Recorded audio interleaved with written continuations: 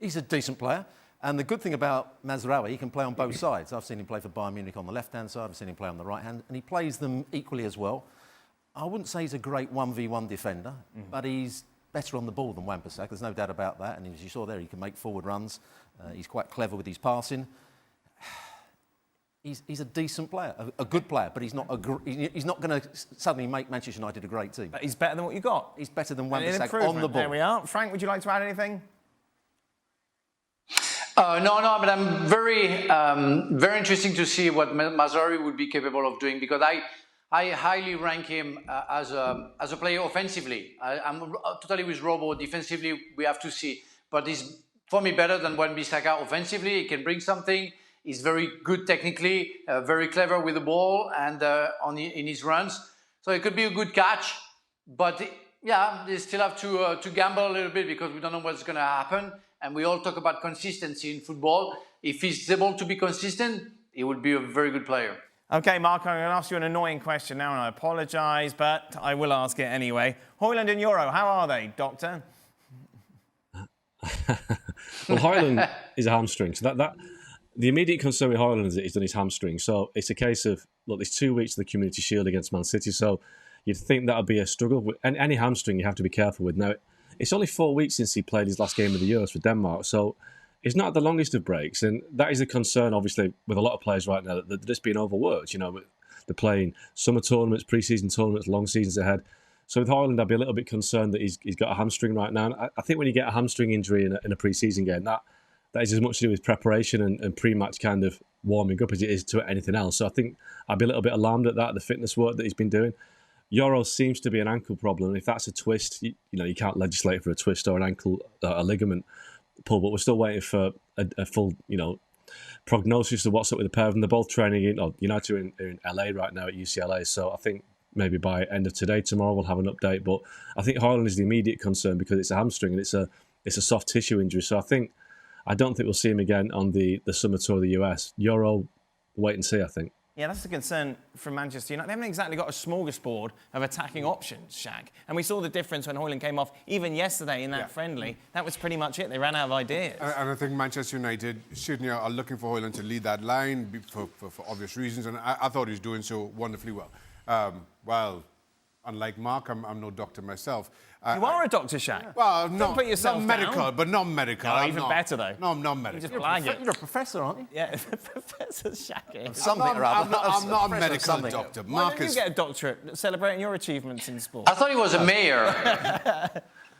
he's both, isn't he? You've got the freedom of the city. Freedom of the city, honorary doctorate, but not medical. You're more of a doctor than Ogden. What's he got? Well, I thought Oggy was well qualified. Sib's a doctor as well. Okay. Oh, wow. This talk has gone in a direction I had no idea it would have. Gab calls himself a doctor. Oh, okay.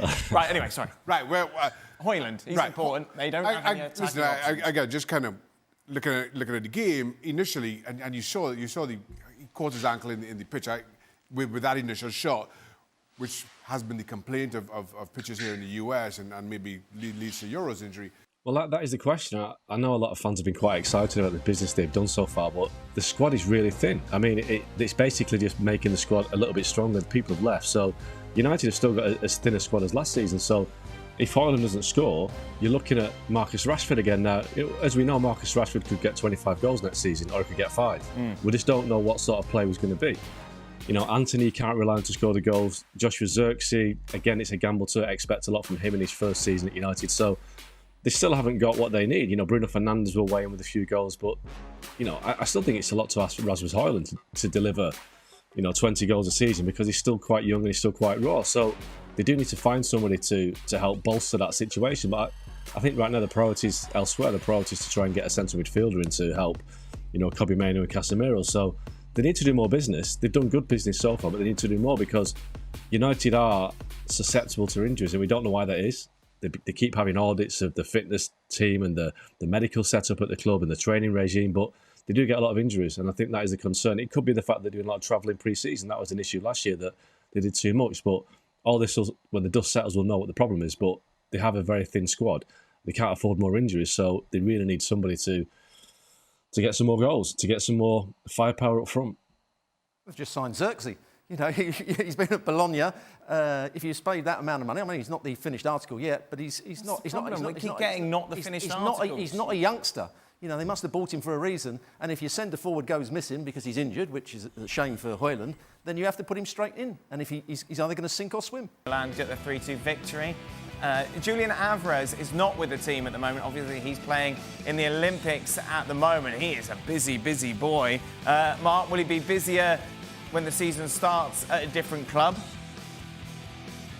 There's possibility, yeah. You know, Alvarez would like to move and get more game time. He doesn't play enough at Man City. I mean, Pep loves him. He thinks he's a great understudy for Haaland, but he doesn't play enough games. And I think you're right about him being busy. He was at the Copa America as well. Now he's at the Olympics. And I think that's quite significant that City have let him go to both tournaments. It's almost like they know that get him overworked in the summer, let him go somewhere else. But it's a shame because he's a good player. But he's 24 now, and he's won everything he could win at Man City at least once. So you can understand why he wants to move on, play more football, and get away from the Premier League. But yeah, I do think he'll move on because City got a lot of attacking talent, and I think why they would miss him, I don't think they would miss him as much as other players that might leave.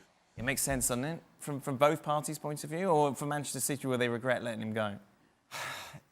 He needs to play more games. Yep. And he's neither one. He's not an out-and-out centre-forward. He's not a wide player. He sort of plays in that number 10, but they don't always play with that position.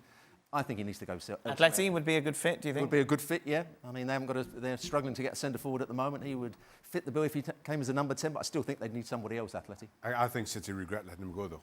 I just think Julian Alvarez has been that good. And as number 2s go, I don't think that they come any better. And because would you be happy, if you were him, would you be happy? But that's the problem, Shaka. From Julian Alvarez's perspective, absolutely. I mean, given what he's done for City, for Argentina, absolutely. You walk into just about any other starting lineup anywhere else. But there's Erling Haaland there at Manchester City, and you're playing second fiddle. From Julian Alvarez's perspective, absolutely, yes, I'm moving on. But the balancing act becomes for City because he can play so many different positions and does each of those so wonderfully well. That guy is too much of a big player to be on the bench. I mean, the guy is champion of the world, champion of Copa America. He scored goals for his national team. He's winning titles and he's on the bench. And it's a really big anomaly for Manchester City. He's too much of a big player to be on the bench, even for City. It's a waste. I understand it's frustrating for City and Guardiola because the guy is so talented and such a nice guy seems to be, no complaining about anything. But if he has the chance, yeah, he has to go. He has to play. He needs more time on the field, less time on the bench, and that's quite understandable. If you were Manchester City, you look at Jack Grealish, who has done nothing. You don't like Jack Grealish, do you? And I watched him in the last 2 games. Has too He much doesn't fun go off the past pitch, anybody. don't like He that he's doesn't smiling, affect don't like his long games. hair. None of that. I just don't think he affects games. Alvarez affects games. And if you were looking to sell one of the players that doesn't play regularly, Jack Grealish would be the player you'd have to sell rather than an Alvarez. But the market has got to be there more for Julian Alvarez, isn't it? Mark, obviously World Cup winner, Copa America winner, key part for Manchester City. It's going to be a big transfer fee, though, isn't it? I suppose the question is, who can afford him? Yeah, but he's younger than Grealish. He didn't cost as much as Grealish, so I think he would be more affordable to clubs that might want him. But I think Alvarez and a few others are at a point at City where there's a lot of uncertainty at the club. You know, is Pep Guardiola going to be there beyond the end of this season? That'll affect their decision whether to move on or not. What's going to happen with the 115 charges? Are they going to get demoted? Are they going to get points deduction? So this is also a factor into a lot of players' ideas in terms of what they want to do. So in terms of Alvarez, this might be the summer to go because next summer, new coach, might want to keep players. I think now, if he wants to go Alvarez now, he could take his pick of Germany, of Spain, of Italy, of France. He could go wherever he wants. So I think it's the right time for him to go. I think you're right, there would be a decent fee, but I don't think it'd be a fee that's outlandish that clubs aren't going to be able to afford. A reminder, Aston Villa will be in the Champions League next season. They've already brought in quite a few players, looking to bolster the squad, of course, to deal with not only games at the weekend, but midweek as well. Big games of that as we welcome in. Frank and Mark are still with us. Mark, Joao Felix keeps getting linked to Aston Villa. From the outside looking in, this is a real head-scratcher, isn't it, considering what he's done or hasn't done over recent years? Yeah, as we know, Joao Felix has had maybe 2 or 3 years now where he's not really progressed, and he had a pretty disappointing 6 months at Chelsea, about 18 months ago, where he played enough games to make an impact, but didn't really make an impact. So I think what Aston Villa want, they want somebody that's got Champions League experience, a bit of an exciting signing for the fans and maybe for the owners. Maybe the owners want to make a statement in terms of the players that they think they can attract. But I just think Joao Felix is not, beyond his name, I don't think he will bring anything to Aston Villa which they really need. I don't think he's that sort of player. And we know they had their fingers burnt with Felipe Coutinho 2-3 years ago, and he's still under contract for another 2 years. So they've finally managed to get him out on loan to Vasco da Gama. But I think Joao Felix is the wrong player for Aston Villa, and I'm surprised. Unless Unai Emery thinks that he has a way to get into him and get the best out of him. But like I say, when a player's been plateaued for 3 or 4 years, it's hard to get them back to their best. And I'm not sure that Joao Felix in the Premier League is a good fit. I can't imagine Unai Emery banging down the door saying, "Get me Joao Felix now." There's a word of warning for Aston Villa and Unai Emery. Coutinho. Yeah. 2 years ago, he went there. They were trying to rebuild his career. They thought he was going to be the player that was going to pick out passes. He was going to be the player that was going to run past people. They were going to get the player that Liverpool had for several seasons where he was great. Joao Felix hasn't really played particularly well for anybody for quite some while. He played very well when he played against his own club. Yeah, if he can for play Barcelona. If he can play against Atleti every time. Yeah, and he played very well in that game where we interviewed him. You interviewed him? Well, I was one of several people that interviewed him. And he played well on that game. But whenever I saw him after that, he didn't have enough pace to go past people. He didn't get involved in the game. He didn't defend from the front, and he didn't track back. I can't see it's a good signing for Aston Villa. Is this the quintessential player that would get you the sack? Yeah, he is. Because Joao Felix is an incredibly talented footballer. And I don't think anybody argues that. And when he's at his best, he really is a good footballer. It's just you don't see that often enough with any kind of consistency. So when you're banking on him to do things, and he doesn't, he becomes a liability because he really does not feel an awful lot less. So that's the challenge. The only thing about this is just kind of recognizing Joao Felix's talent. And Unai Emery certainly has earned the right to make this gamble. Unai Emery has been that good a manager for Aston Villa. So he'd make the gamble and you bank on that. But nothing about Joao Felix says this works. This is all about Unai Emery. Looking at these two, obviously, we talked about Joao Felix. Rafinha makes a bit more sense, doesn't it, Mark? Yeah, because without kind of banging on about the Premier League, he's proven in the Premier League. He's done it at Leeds and he knows the league, and you know that what you're going to get with Rafinha. And I think he's had a decent time at Barcelona. He's a good player, lots of pace, things that Joao Felix hasn't got. So I think Rafinha would be a good signing. But, I do think there's a sense of Villa here just trying to say to everybody in the Champions League, look, we're Aston Villa, we're a big club, we've won the Champions League once, we're back and we're signing big players from Barcelona or from Atletico Madrid. I do think they're better off sticking with the policy that's got on this far rather than trying to get, star players off the hook. Just go for the players that they can trust.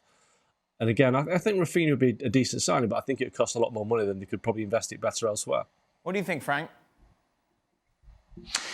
Yeah, I recognize the talent of the two players, but we all talk about consistency.